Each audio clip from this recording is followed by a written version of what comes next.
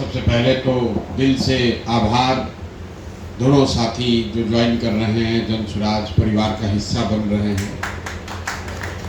एक आदमी का बहुत लंबा राजनीतिक सामाजिक अनुभव है, दूसरे व्यक्ति अधिकारी के तौर पर इन्होंने बिहार को, बिहार के समाज को, राजनीति को बहुत करीब से देखा है।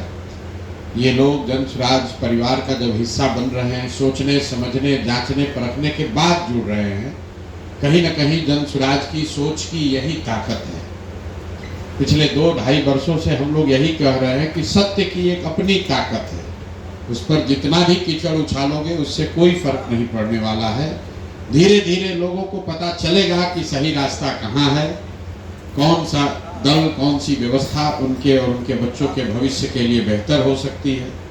जहाँ तक रह गई बात चुनाव की, बिहार जीतने की, बिहार बदलने की, व्यक्तिगत तौर पर मैं रोज कहता हूँ, हमारे लिए जन स्वराज या ये प्रयास एमएलए बनना, मंत्री बनना, बिहार की सरकार में शामिल होना, ये हमारा जीवन का उद्देश्य नहीं है। इसलिए जन स्वराज नहीं बनाए। जिसको थोड़ी बहुत भी राजनीति की समझ है वो जानता है कि अगर हमको एमएलए एमपी बनना होता, मंत्री बनना होता, तो उसके लिए इस तरह के किसी प्रयास की जरूरत नहीं है।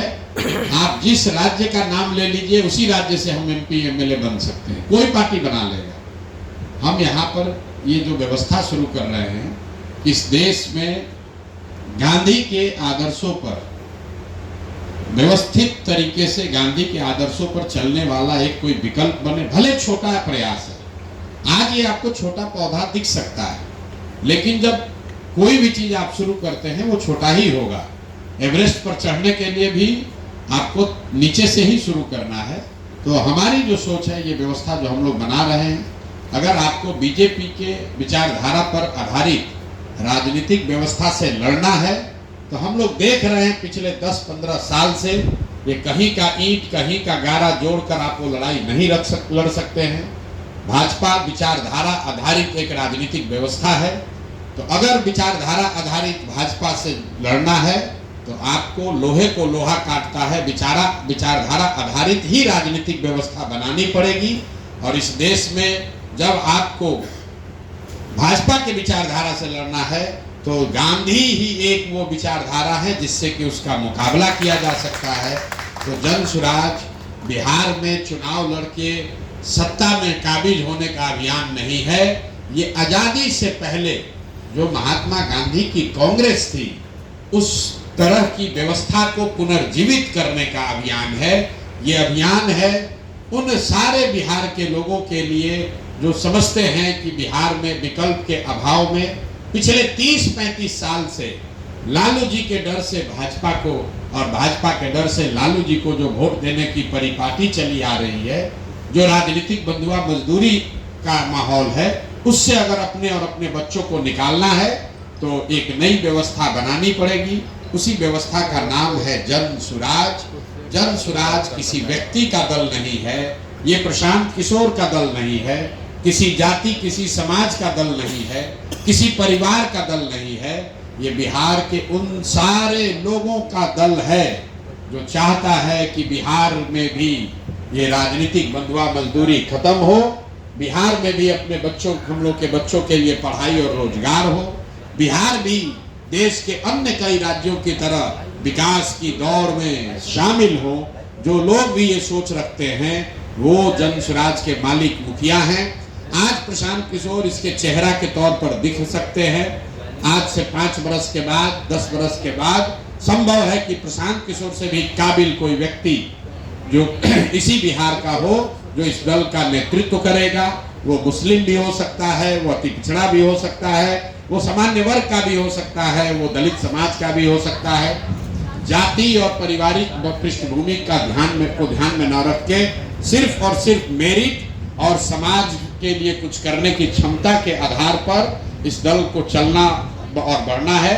आप दोनों लोग का मैं तहे दिल से शुक्रिया अदा कर रहा हूं और एक ही बात कह के खत्म करूंगा कि चाहे कुछ भी हो जाए, जब तक मैं इस व्यवस्था से जुड़ा हूं, 2 बातें बिल्कुल आप लिख लीजिए कि मेरे आचार विचार व्यवहार से ऐसा कुछ भी नहीं होगा जिससे कभी जीवन में आपको इस दल से जुड़े होने से शर्मिंदगी उठानी पड़े।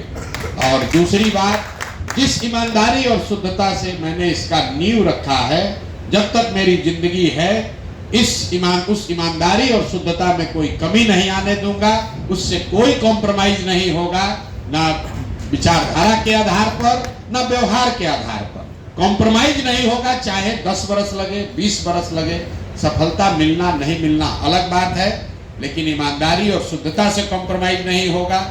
और जो बात हम लोग कह रहे हैं उस पर पूरी तरीके से कायम रहेंगे, कोशिश करेंगे कि अपने आचार विचार से ऐसा व्यवस्था रखें ताकि आपको हमेशा ये लगे, कोई समाज में हमेशा लोग यही कहें कि नहीं भाई आप अच्छे लोगों के साथ हैं, अच्छी व्यवस्था के साथ हैं, अच्छी सोच के साथ हैं। जीत और हार तो ऊपर वाला तय करता है, हम लोग निमित्त मात्र हैं, हम लोग अपना काम कर सकते हैं, लेकिन अच्छा करेंगे, अच्छी सोच के साथ करेंगे, अच्छी भावना के साथ करेंगे तो लोगों की दुआओं में दम है, जीत तो अपने आप मिलेगी। इन्हीं शब्दों के साथ आप दोनों साथियों का, आप दोनों भाइयों का इस परिवार में फिर से स्वागत, अभिनंदन, शुक्रिया, बहुत बहुत धन्यवाद।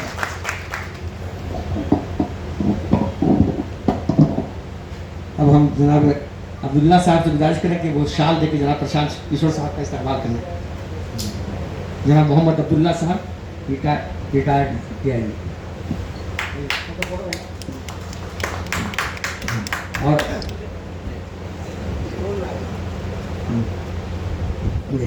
अब जनाब अमजद साहब को दीजिए।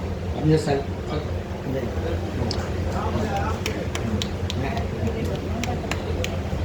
प्रशांत जी को। अब जनाब जामिन हसन साहब से गुजारिश कि जनाब प्रशांत किशोर साहब को शाल दे करके और सर आप भी सर दें। और जो सर के अब्दुल्ला साहब के साथ, अमजद साहब के साथ जो लोग ज्वाइन कर रहे हैं, सबको मेरी गुजारिश है, टीम के लोगों की सबको पीला गमछा, जनस्वराजी गमछा उनको सबको इनायत किया जाए। अच्छा मनीरुर रहमान साहब को भी गमछा दे करके सम्मानित किया जाए। मनीरुर रहमान साहब के साथ लोग भी हैं, मनीर साहब के साथ भी लोग आए हैं, इनको भी